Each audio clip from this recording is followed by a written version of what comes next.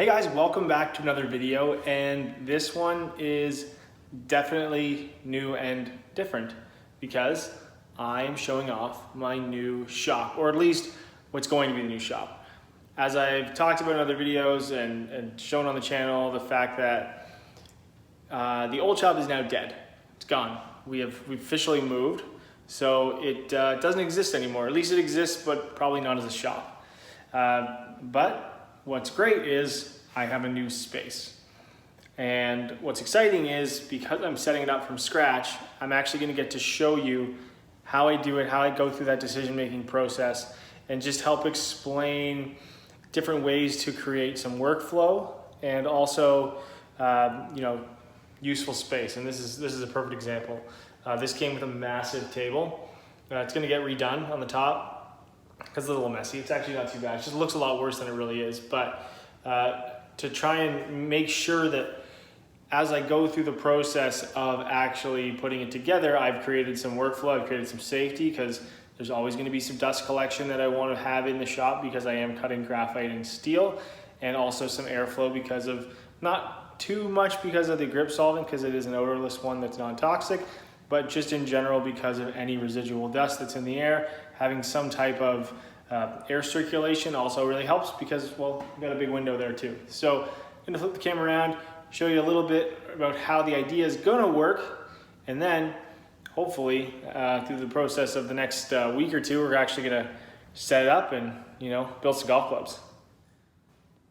So this is the main table. It's right in the middle of the shop. It is portable, which is really nice. It's quite heavy too, so I haven't figured out if I'm going to actually be able to mount things to this to do things like gripping. I do want to make sure that everything is permanent. I don't want to have to take down and put things back up again, which was something that really killed a lot of productivity in the original shop that I had. All the cabinetry is built in and came this way, which is very helpful. I've got a lot of tape up right now, and you can see that there used to be a lot of shelves in here, but they were very close to the ceiling. And if you think about most golf clubs, they're 45 inches or under, 45 inches to 36 inches. A shelf that goes 24 inches to the top of the wall is not very easy for putting a golf club on to dry. And it also prevents me from putting anything against the wall in the first place. So that's the first thing. So they're going to get new countertops. I am painting, which like I said is why you see all the putty on the walls.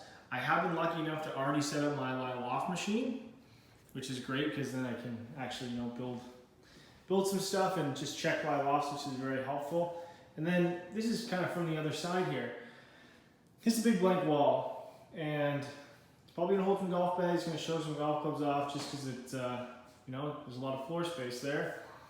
Speaking to this back wall, actually, we're going to put up a whiteboard. And the reason I want to put up a whiteboard is to showcase and answer some questions. Because a lot of times it's difficult to explain it without having some type of visual representation.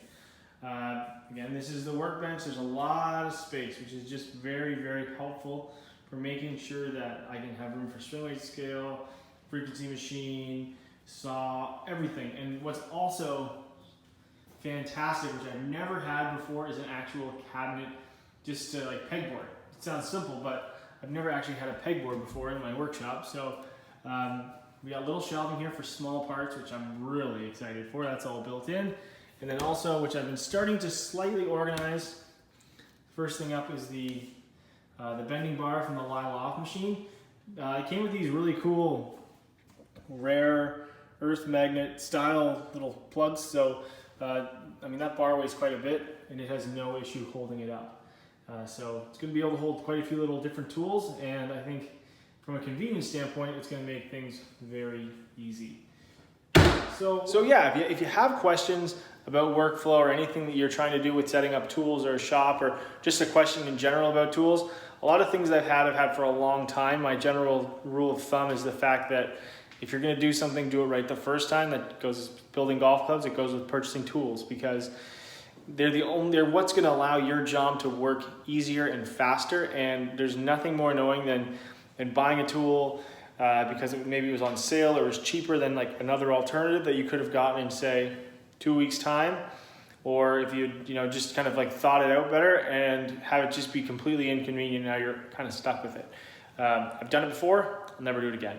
And that's what I preach that, because it's just about being convenient, not just about convenience, but about efficiency and also safety. A lot of times, the stuff that is a bit more expensive also comes with some extra safety features. And when you're working with your hands and your eyes and everything else, you want to be as safe as possible. So again, if you have questions, please reach out, use the comment section below, or reach out on social channels, RDS Barath on Twitter and Instagram, OnSpecWRX as well on Instagram. And as always, thanks for watching.